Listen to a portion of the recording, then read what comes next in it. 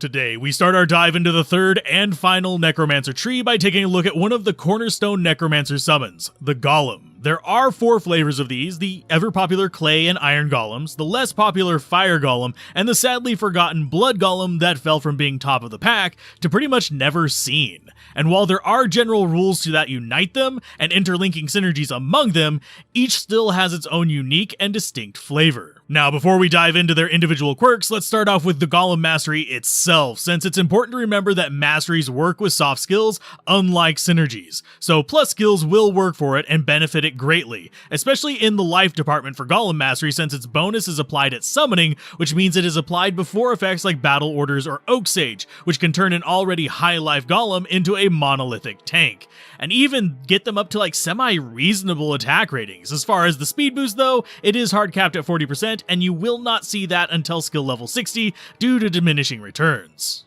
As far as the other global bonus for Necromancer summons, we have Summon Resist, a fairly simple skill which also acts as a mastery, so it benefits from plus skills, but since it is a mastery, it only applies to golems and skeleton summons, so no super immune revives or Valkyries for example. On top of this, it also has diminishing returns, but is hard capped at 75%, so the base unit will need some level of resist to reach immunity, which thankfully each golem has at least a couple of. As far as what it means by all resist, that's just fire, lightning, cold, and poison, so there are still a couple gaps it leaves open, but it's got you covered for the most important ones. Starting at the first golem you get access to, the Clay Golem, we have probably the most popular of the 4 since it's reliable, strong, and does not require an item to summon, unlike the Iron Golem. It's also extremely popular because it has one of the best unique effects of the 4, with the ability to slow any enemies it hits, as well as any enemy that strikes it with a melee attack, by the percent listed at least. It is also one of the more useful golems for synergies if you're doing a Golemancer due to providing additional attack rating per level, though it is at a bit lower rate than Mastery. Beyond that though, it is also one of the tankier golems due to having its base life naturally improved per level, even without the synergies, and it is the only golem with natural physical damage reduction effects. Now, as far as its natural resistances beyond that, it will generally end up becoming immune to cold, even with a low level summon resist, and will end up with decent lightning resists, as that's its other natural resistance, though it won't ever be immune to that. Now, we have focused on the defensive aspects of this mostly because, and you'll see this as a trend in most of the golems, his damage absolutely sucks. Not just a little bit, but a lot. And no, the synergy will not help because it's applied on the same stack as Aura's, and the Clay Golem's base damage is atrocious, meaning even with full tilt bonuses of Might, Fanaticism, Concentration, and the synergy, he will only be barely breaking triple-digit damage, so do not expect him to kill anything for you, he'll just hold the line extremely well. Next, we move down to the sadly forgotten Blood Golem. He's unfortunately just worse in most cases than the Clay Golem,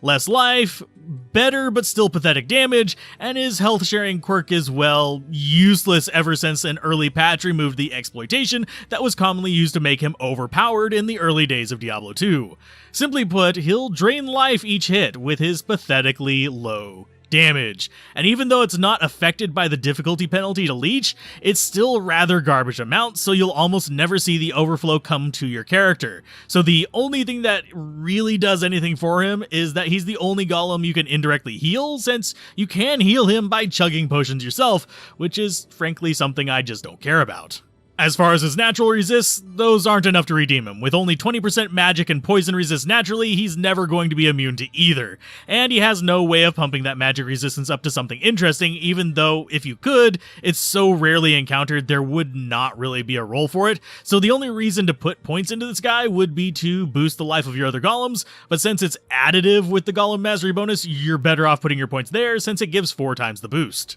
Next, we have the Iron Golem, who is the second most popular golem of the bunch, though oddly one that you generally just put 1 point into, because his synergies out are just defense, and he does not scale much with the points in. But besides that, he is easily the most interesting of the golems without a doubt, mostly because when he's summoned, he equips the item you use to summon him, which for armor can make him hard to hit, give him some perks that are nice to have, or even with the right armor make him quad immune. But when you use a weapon, he can actually utilize all the damage boosts to do reliable damage, since they apply the weapons damage, not just his base damage. Sure, it will be slow because the AI cooldown on attacks, with the fastest weapons being just under a second per swing, and the slowest being just over a second and a half, but since he's one of the 2 golems that can kill things, and the only one that can do it at something faster than watching grass grow, it is somewhat nice. He also has the perk, since he equips the item, of being able to serve as yet another platform for auras, with his most popular use being made from an Insight polearm to provide meditation, so you're free to equip your mercenaries with higher end gear.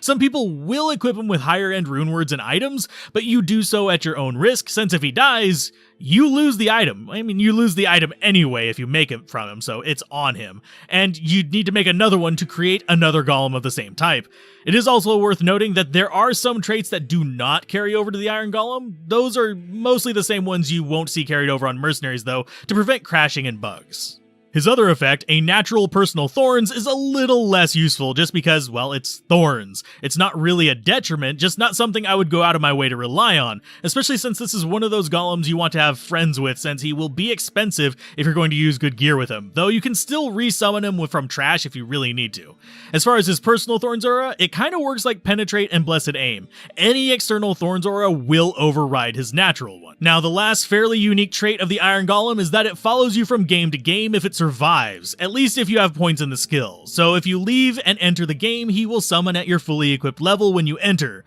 though this also means that Iron Golem charges are fairly useless, since unlike the skill points or plus skills, these do not follow you from game to game, meaning that Iron Golem charges will generally just be used to create temporary help rather than letting this particular golem shine. Last, but not really as bad as people think, we have the Fire Golem, who lives in a weird middle ground as far as the 4 skills go. He's pretty tanky, even though his life does not scale with points, it just has decent bases, and while having Fire Absorb, it will usually not come into play due to his natural resists to fire, which comes at the cost of not having any other natural resists. Now, hearing that, you may think I dislike Fire Golems, but you'd be wrong. They actually have a few nice tricks up their sleeve. The main ones being, they are the second most damaging golem thanks to their Holy Fire aura, and while the AoE damage on it is, well, rather garbage, it serves to bait enemies in to attack them, and making them one of the better distraction golems in the pile. As well as the fact that Holy Fire functions sort of normal, meaning despite having garbage physical damage, the Fire Golem will easily do several hundred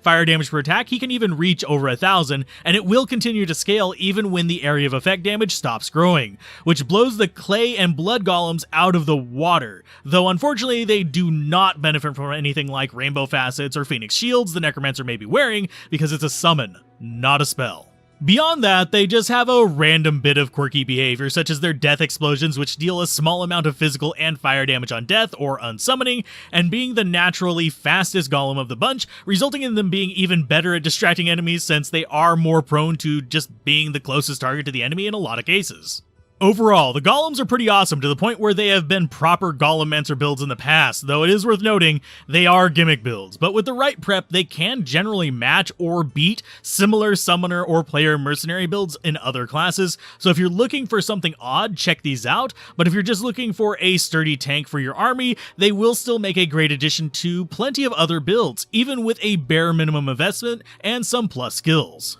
And as always, a special thanks to those who directly support through Patreon, Twitch, and YouTube memberships, since you make this content possible.